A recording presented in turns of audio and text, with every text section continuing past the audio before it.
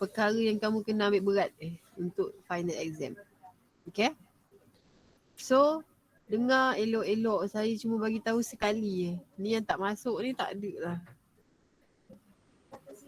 Okay, kelas?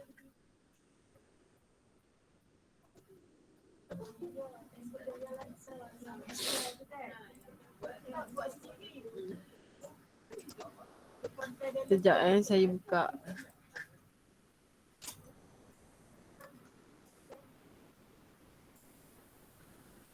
Okay. So, yang kamu kena ni lah. Kamu kena apa ni, ulang kaji topik yang saya kata saya bagi tahu hari ni. Okay, semuanya ada di dalam saya punya nota. Belum lagi. Semuanya ada dalam buku textbook kamu. So, kamu boleh refer balik lepas ni. So, saya bagi kamu topik-topik yang kamu kena baca. Okay, first kali. Sekejap Ada lagi yang nak masuk ke? Lepas ni saya tak ni dah. Sekejap lagi kan saya nak kena back pula. Okay, ini last class kita.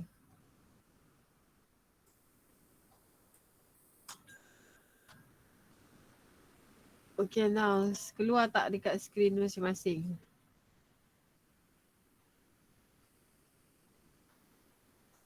Keluar Puan. Keluar. Okay.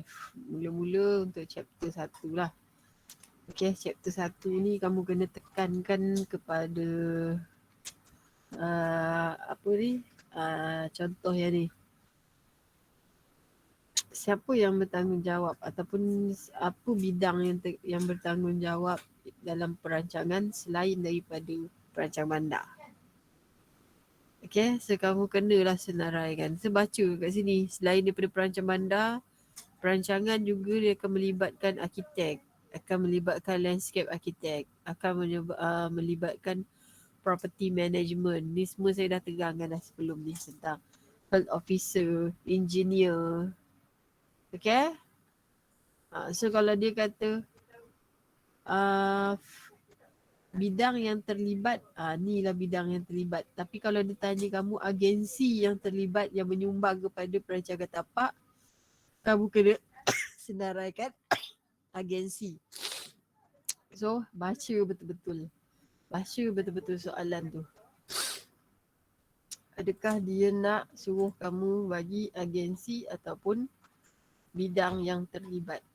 Ataupun apa kerjaya yang terlibat selain daripada perancang bandar.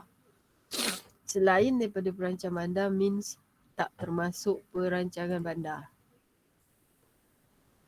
Okay? Dapat tu? Dapat kelas? Dapat Puan. Okay. Lepas tu kamu kena fokus juga kepada fasa ni. Dalam proses perancangan tapak ada 3 fasa. So fasa ni tolonglah baca. Tolonglah tengok balik. Tolonglah baca balik dalam nota kamu tu. Okay. Ada 3 fasa. First adalah fasa research, fasa analisis dan last kali adalah fasa sintesis. So apa dia fasa research? Fasa research ni adalah langkah pertama yang kita ambil, iaitu kita define problem dan juga isu dan problem. Okay? Dan fasa pertama ni dia akan dijalankan oleh arkitek. Okay, lepas tu fasa analisis. Ada lagi yang masuk lah. Okay, fasa analisis pula adalah apa? Bacalah nanti. Benda ni semua saya dah terangkan sebelum ni. Okay?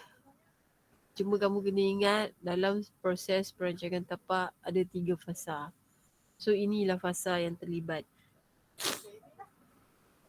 Okay, then kamu kena tekankan tentang why site planning is important. Kenapalah perancangan tapak ni penting. Dan ni pun saya dah cerita dah kenapa. Okay, kita back balik kepada sejarah. Sejarah bermulanya perancangan bandar. Okay, lepas tu site is not rely, sebabnya site ni bukan semata-mata untuk menilai kos dan juga ni keuntungan semata-mata. Sebab dia lebih kita kena tumpukan kepada social dan juga environment aspect. So kamu baca lah, dalam ni semua ada. Okay, dapat tak? Dapat Puan.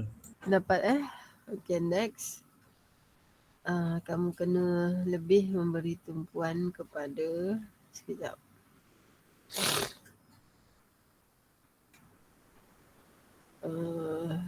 Okay.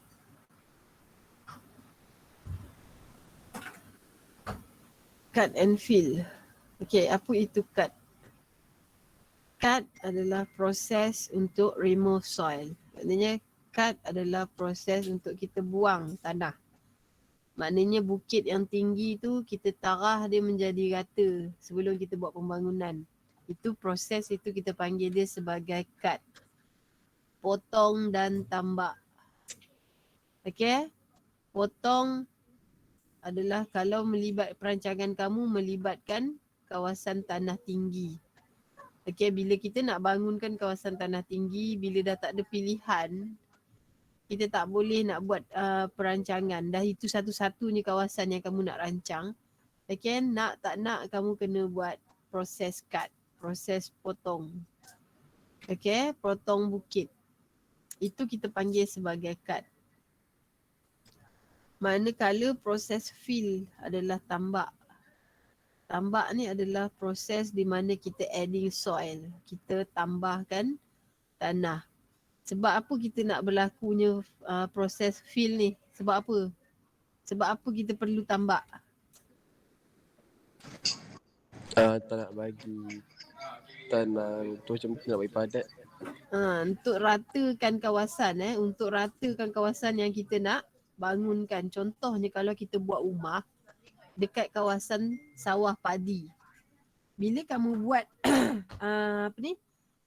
buat rumah atas kawasan tanah padi, sawah padi, kamu nampak sawah padi tu rata. Tapi sebenarnya dia ada soft slope yang ada kecerunan yang sikit, lembut tapi bila ni dia tak rata. So kamu tak boleh nak ni kan. Kamu kena, nak tak nak kamu kena fill. Kamu kena tambak kawasan tu. So selain daripada kita tambak kawasan sawah padi, apa lagi yang kita nak kena yang selalu kita tambak? Bukit. Bukit. Macam mana kita nak tambak bukit? Tak apa, kawasan yang cemberai. Contoh. Tanah lambak. Pantai, laut, okay. Biasa kita tengok macam Melaka. Melaka kan negeri dia kecil. Yang luas dia adalah laut. So untuk banyakkan kawasan daratan, dia terpaksalah menambak laut untuk jadikan kawasan daratan. Kalau kamu pernah pergi Melaka, pergi dekat area apa tu? Mall dia tu.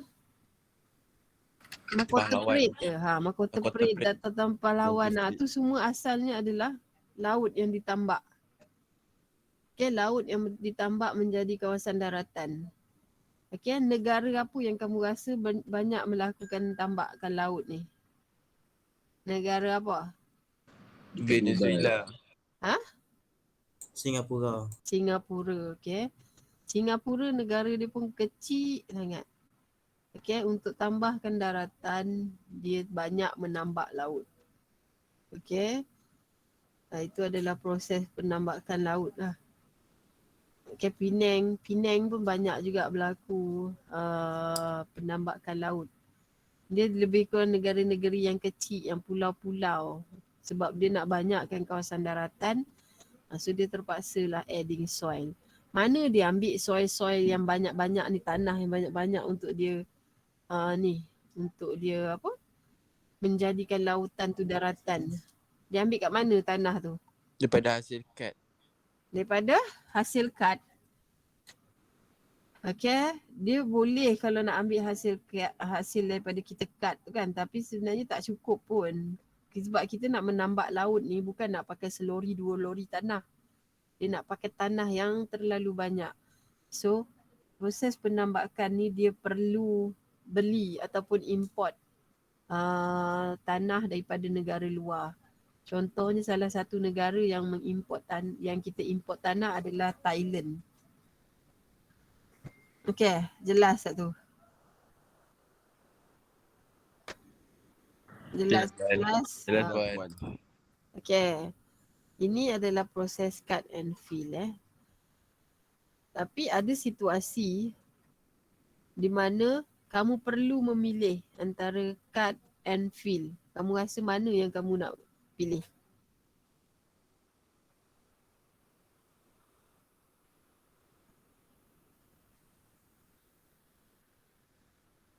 Mana satu benda yang kamu harus pilih lah, yang sepatutnya kamu pilih? Ikut keadaan. Ikut keadaan. Kalau kat ni kita akan macam potong-potong bukit lagi tak jaga sekitar.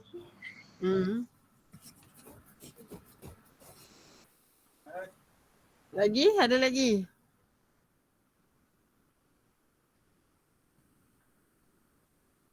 Okey, tak apa. Kalau dia ikutkan, kalau dia bagi kamu satu situation di mana kamu terpaksa nak balancekan cut and fill tu, so kamu sepatutnya generally better kamu use more cut than fill. Sebab apa?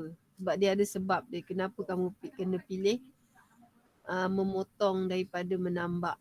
Sebabnya proses penambakan ni dia memerlukan kos yang sangat tinggi sebab kita nak kena beli tanah yang banyak untuk kita fillkan tanah yang tak rata tadi tu. Okay, lagi satu, the fill condition is usually structurally less stable. Dia kurang stabil dan banyak berlakunya erosion, tanah runtuh, pergerakan tanah yang kamu tengok tu. Dia disebabkan penambakan yang tak struktur tanah tu tak berapa stable. Sebab bila kita tambak tanah, kita rasa benda tu dah padat dah. Tapi sebenarnya tak, lagi bawah tu masih lagi ada liang-liang ataupun pori-pori yang boleh menyebabkan laluan pergerakan air. Okay, sebab tu bila kita tengok orang buat penambakan laut kan, kita rasa dia dah okey dah kawasan tu, tapi masih lagi dia tak buat pembangunan. Sebab apa? Sebab dia nak tengok tanah tu betul-betul struktur dia tak stabil. Dia nak bagi dulu kena panas, kena hujan, berbulan-bulan, bertahun-tahun, baru dia start buat pembinaan. Okay? Sebab dia rasa dah tak ada berlaku ni, dia dah betul-betul struktur tanah tu dah okey, dah padat, dah elok, barulah dia start jalankan dia punya pembangunan. Okay, so dia ambil masa yang lama lah. Okay, so ini adalah faktor-faktor yang menyebabkan yang mempengaruhi keputusan untuk cut and fill. Satu adalah cost. Okay, cost. Kamu kena fikir cost mana yang kamu, kalau nak pilih fill, cost dia adalah tinggi. Kalau nak pilih cut, cost dia kurang sikit daripada fill. Okay, sebab tu kamu tengok sekarang ni banyak bukit-bukit yang ditarah, bukit-bukit yang dipotong. Tu sepatutnya benda tu tak ni lah, kita kena pelihara bukit-bukit tu. Sebab itulah berlakunya sekarang ni banyak bencana alam. Okay, lepas tu nature of the site including size and shape. Nature ataupun keadaan semula jadi tapak kamu tu. Okay, adakah dia memerlukan cut ataupun adakah dia memerlukan fill? Bila masa dia perlukan cut? Bila masa dia perlukan fill? Okay, bila kamu buat merancang padang bola sepak. Padang bola sepak, keadaan padang mestilah betul-betul rata. Dia tak boleh berlopak walau sikit pun. Okay, dia kena betul-betul rata. So, untuk buat padang bola sepak ni, tak ada pilihan dah. Langkah yang kita kena ambil adalah fill. Kita kena fill dia sampai dia betul-betul rata. Barulah kalau kamu main bola sepak tu, bola tu bergolek elok. Tak ada dia berhenti bertakung kat lubang tak ada. Okay, kemudian aesthetic value. Aesthetic value ni pun dia mempengaruhi keputusan untuk cut and fill. Contohnya dalam kawasan kamu tu ada satu bukit ataupun satu gunung yang cantik lah yang kamu kena pelihara. So, dia mempengaruhi lah kamu punya keputusan untuk cut and fill ni. Okay, kemudian kita tengok kepada soil type dan juga surrounding users lah. Kawasan sekitar kamu. Itu semua perkara-perkara yang mempengaruhi berlakunya cut ataupun fill. Okay, so tengok balik nanti, baca balik apa yang kamu kena buat. Lepas tu kamu kena tekankan, baca juga tentang average and area method ni. Apa yang saya cakap ni tolong note Average and area method ni tengok balik. Ini adalah tiga kaedah untuk kita estimating cut and fill volume. Untuk dapatkan kekerapan cut and fill ni ada tiga kaedah yang kita akan gunakan. Satunya adalah average and area method. Yang kedua adalah contour area method. And last sekali adalah grid method. Okay, tiga-tiga kaedah ni adalah untuk mengira berapa banyak kita nak cut, berapa banyak kita nak fill. Okay, so kamu baca dalam ni, dalam nota tu dah ni, dalam textbook tu semua ada dah tentang an area method. Biasanya average and area method ni kita gunakan bila kita buat perancangan untuk jalan, untuk laluan ataupun untuk utility work. Okay, manakala lagi satu kaedah yang kamu kena baca juga adalah tentang grid method. Ni grid method ni. Apa itu grid method? Grid method ni juga dikenali sebagai borrow pit method. Bila kamu kata kamu nak tulis dalam bahasa Inggeris, pastikan jawapan kamu tu betul-betul tepat. Ejaan tu betul. Jangan salah eja. Okay, kalau grid method ni dia macam ni. Dia menggunakan kotak grid ni. Okay, adalah dia punya pengiraan dia. Nanti kamu bacalah dia punya step ni. Okay, dia adalah ni dalam ni. Okay, then kamu kena beratkan tentang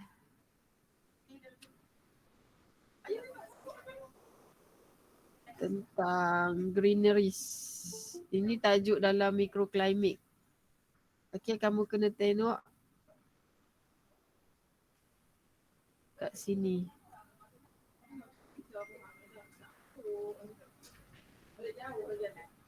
Okay, yang ni tentang adding greeneries in urban area. Ada 3 method macam mana kita nak menambahkan kawasan hijau dalam bandar. So tolong baca tiga-tiga ni. Dia ada 3, satu juxtapositioning, lepas tu intermixing dan juga integration. Juxtapositioning ni dia adalah melakukan penanaman secara centralized. Okay, dia secara berpusat. Dia buat kawasan hijau, dia tanam kawasan hijau secara berpusat. Kalau intermixing ni pula, dia menanam secara entiti yang kecil. Maknanya setiap kedai ada dia punya landscape masing-masing. Okay, kalau juxtapositioning ni macam dia buat satu kawasan landscape di tengah-tengah bandar. Okay, dia buat secara centralized. Kalau intermixing dia buat sikit-sikit. Maknanya setiap kedai ada dia punya tanaman yang ditanam ataupun landscape masing-masing. Okay, lepas tu integration ni pula dia buat penanaman ni secara berterusan. Maknanya setiap apa sahaja pembangunan baru mesti ada landscape. So ini adalah 3 cara macam mana kita nak menghijaukan kawasan bandar. So tolonglah baca Tolong tengok balik.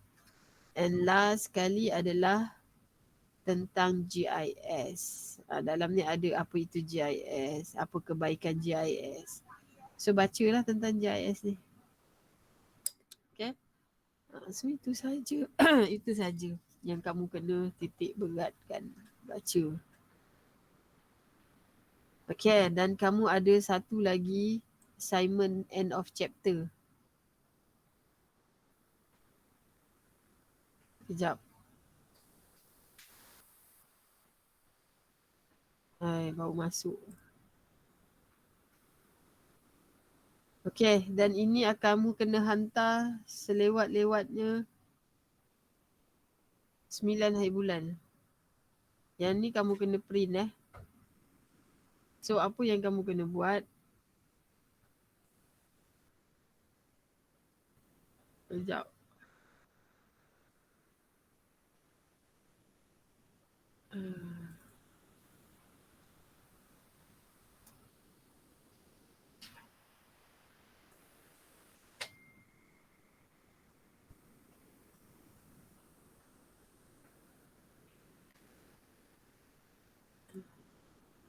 Okay, ini adalah soalan untuk end of chapter.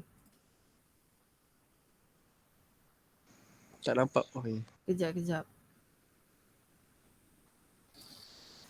Okay, kamu buka dalam textbook topik 6. So, kamu akan buat summary tentang topik 6. Kamu baca dulu apa yang terkandung di dalam topik 6. Kemudian kamu buat satu summarize.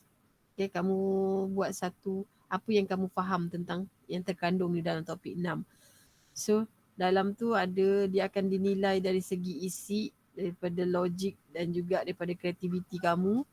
Last sekali dia punya format lah, sama ada kamu ikut tak benda-benda yang ni. Okay. So, kamu kena cetak dalam bentuk A4 dan hantar kepada saya selewat-lewatnya sebelum 9 hari bulan 1. Nanti saya akan sediakan kotak kat situ. Saya akan tulis tajuk end of chapter untuk site planning. So, kamu submit dekat kaunter tu. Okay, selepas 9 hari bulan kalau kamu hantar, tak ada markah untuk kamu. Untuk end of chapter. Okay, ada soalan tak? Puan ni hantar dekat mana? Hantar dekat office saya. Office JKA tingkat 4 ni. Okay, dekat kaunter tu nanti saya akan letak satu kotak ataupun satu bekas yang saya tulis end of chapter site planning. So kamu masukkan dalam tu. Puan, saya Farid dengan Eugene balik esok puan. Balik esok settlekan hari ni lah. Ataupun kamu buat, kamu bagi pada kawan kamu yang ada di sini untuk dia tolong printkan untuk kamu. Kalau Baik dia puan. nak. Baik Okay? puan. Okey Aiman? Boleh.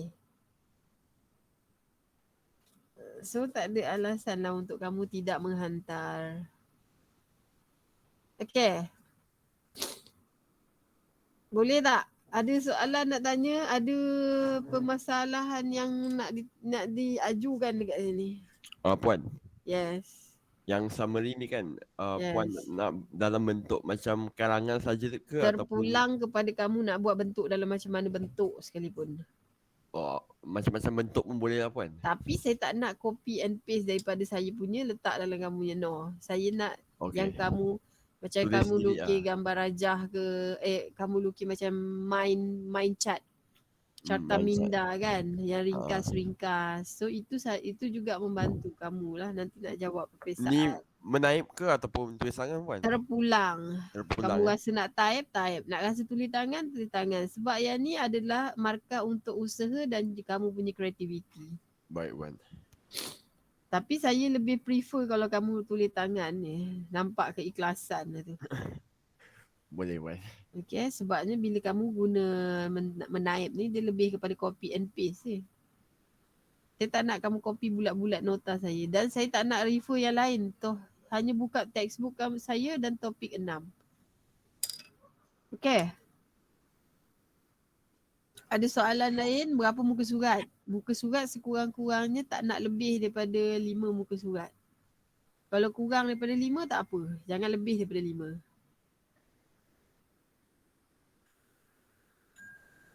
Lain soalan? Puan. Yes. Periksa ni memang face to face puan? No, online. Online? Yes. Baik Puan. Okay, lagi question? Cover page perlu ke Puan? Perlu untuk saya bagi markah kreativiti dan juga format. Baik Puan. Okay, cover page pun kalau kamu nak ni by hand pun tak apa. Tapi elok-elok lah, janganlah kau bagi cakar ayam. Kau bagi cakar ayam, markah pun cakar ayam. Dapat telur ayam pun silap. Okay? Soalan lain, kalau tak ada soalan means kamu faham apa yang kamu nak kena buat dan apa yang kamu nak kena hantar. Puan, Yes. kalau tulis tangan campur dengan type boleh ke Puan? Macam mana tu? Contoh tak kisah. macam cover page tu type, pasal lain tu tangan. Boleh? Tak ada masalah. Okey Puan. Okay. Lagi ada soalan lain?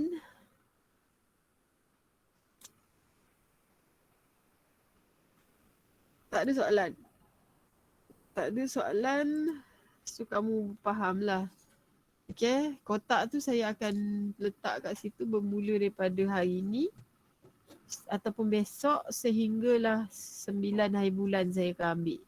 9 hari bulan tu kotak tu dah tak ada kat situ. Sebab dia punya tarikh before kan. Okay. Dia kerja dia tak susah pun. Kamu baca, kamu tulis balik apa yang kamu baca. Tapi dalam bentuk yang ringkas. Okay kelas. Okay, So Puan. good Baik luck. Puan. Good luck untuk penilaian akhir ni. Okay. Dan saya pun tak ada masalah kalau kamu nak open book. Okay. Baik Puan. Baik, Puan. Okay. Okay. So tak ada apa-apa soalan nak ditanya Tak ada, saya nak tutuplah kelas untuk semester ni. Setakat ni tak ada lagi Puan. Okay. Kalau any question malu nak bertanya kat sini, kamu boleh PM saya. Baik Puan. Baik Puan. Thank you. Roger Puan. Terima kasih Puan. Okay. Puan. Minta maaf, Puan.